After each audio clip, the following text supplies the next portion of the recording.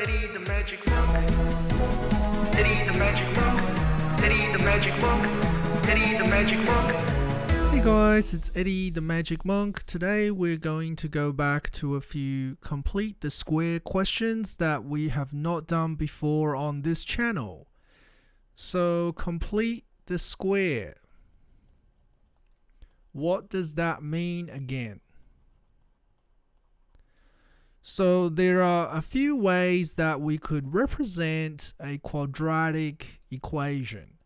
So this form that you guys are probably all familiar with, let's call it the general form, is y equals ax squared plus bx plus c, where a, b, and c are just any, I guess, real number that you can think of. So e.g., for example, it could be y equals 3x squared plus 5x plus 7 or something like that, just a random three numbers, and we want to transform that into another form.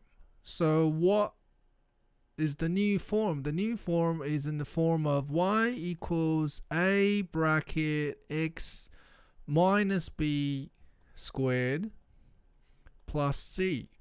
Now, whether this is a minus or a plus, it doesn't really matter. It's the same form. So you could say, for example, x minus 4 squared or x plus 7 squared. It still satisfies this form.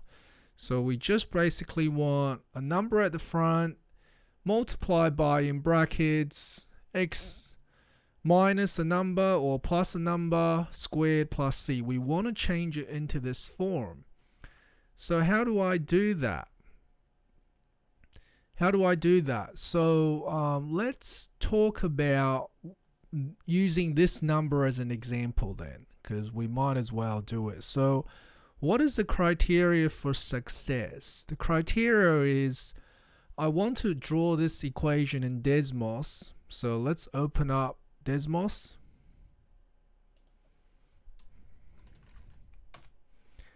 And let's just draw this equation. Okay, so if I draw y equals 3x squared plus 5x plus 7, this line, I'm going to come up with another equation in this other form, and it's going to give me the exact same line. So if this equation and another equation that I'm drawing in this form gives me the same line, then I have succeeded. So how do I do that? How do I transform it into this other form? So the first thing I do is I can only do it when the number in front of x squared is equal to 1. So I will factorize by taking the 3 out the front and make it multiply by the remaining terms. So 3 times x squared is 3x squared. 3 times 5 over 3x is 5x, and 3 times 7 over 3 is 7. So what I have done is I've taken the 3 out the front so that if I expand this bracket again, I will get the original equation. So these two are therefore equal. Okay, so that is the first step done. What do I do from there? Okay, so then I need to use the complete the square formula where I get the number in front of x. So in this case, it's this number here. I'm going to divide it by 2 and then square it. So that's just one of the steps in the complete the square method. If you haven't seen the complete the square video, please have a look on my channel for complete the square tutorials, the basic ones. But what I'm doing is I'm getting the number in front of x and I'm dividing it by 2 and then I'm going to square that and see what it gives me. So if I divide it by 2, that's the same thing as multiplying it by 2 on the bottom of the fraction. So that is the same thing as 5/6 squared. So this is what I'm going to add to in this equation. So I will show you. Y equals 3 bracket. Copy all of this down. Okay, it's hard to write a 3 for some reason. And I'm going to copy this down as well, but I'm just going to leave a bit of space. So what am I doing? Well, whatever I do, I need to make sure that this equation is equal to this equation, right? Every step has to equal the step from before, otherwise I will stuff it up. This line is the same as this line, which is the same as this line. So what am I adding and then subtracting? I'm going to add this number plus 5/6 squared, and then I'm going to take it away. Because I have added and then subtracted this number, the same number, it has no effect on this equation. This equation is exactly the same line as the line above it.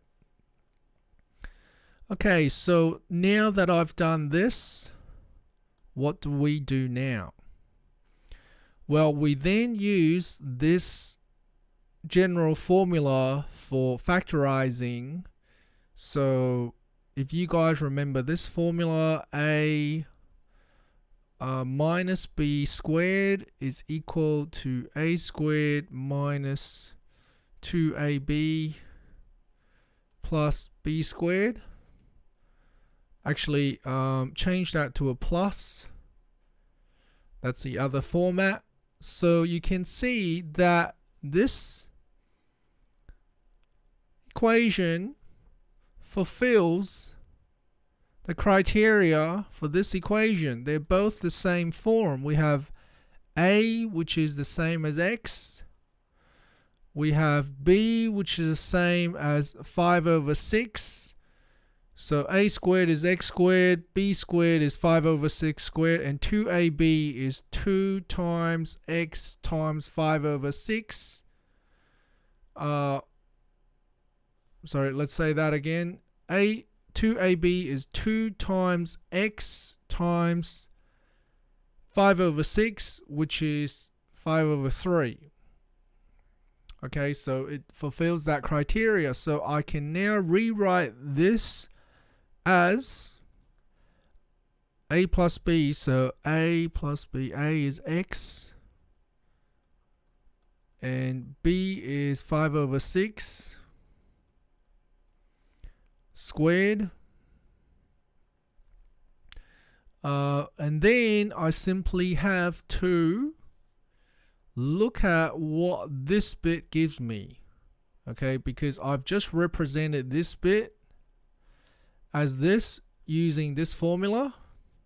So now I have to figure out what this bit gives me. So I'm just going to work on that on the side. So I have negative 5/6 squared plus 7/3. So I'm going to get negative 25/36 plus 7/3.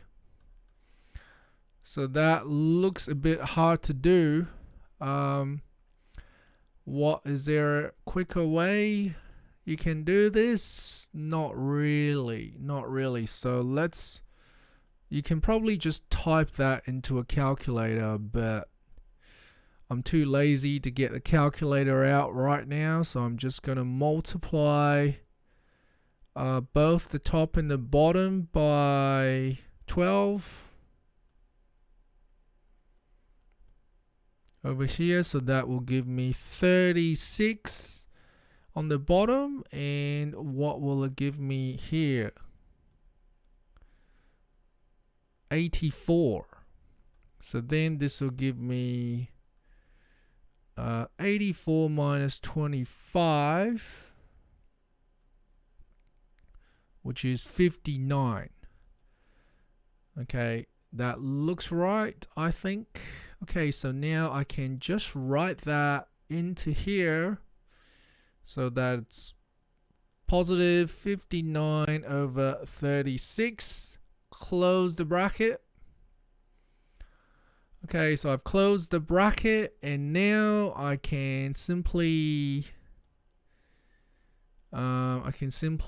expand it out. So I get 3 times x plus 5 over 6 squared plus, okay, so I've multiplied 3 by the first term, now multiply 3 by the second term, and the quicker way is simply to simplify it using basic fractions. So 3 divided by 3 is 1. 36 divided by 3 is 12. So it's 59 over 12. Okay, so that is my answer. Because if you guys remember, the goal was to get it into this format, and I have it in this format. Okay, this is called the turning point form. So if I now draw this in Desmos, I can test to see whether it gives me the same equation. If it doesn't, then I have failed. So if I type the equation in here, will it give me the same line? 3, so y equals 3 bracket x plus 5 over 6 squared plus 59 over 12. It's given me the exact same line. So I have passed the test. If you guys try and understand what's going on, if I get rid of the red line, the blue line left is in the exact same equation, in the exact same location. So I have given you another equation that is the same as the first equation, and it satisfies this form. So you might ask, why do we need to transform it into another form? Because in this new form, look at where the turning point is on this line. If I zoom in on the turning point, okay, the turning point is negative 0.833, and that is what 5 over 6 is. If you go 5 over 6, that gives me 0.83, okay, which is the if you guys understand how to transform equations, if it's a plus inside this bracket, it actually moves the graph to the left, so that's why it's negative 0.833. And then 59 over 12 is 4.916, which is exactly the same as the turning point. Okay, 4.917 rounded.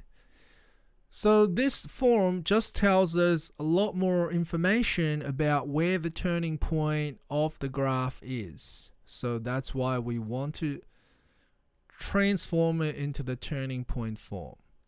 Okay, thanks for watching, guys. See you next time. Thanks for watching, guys. See you next time.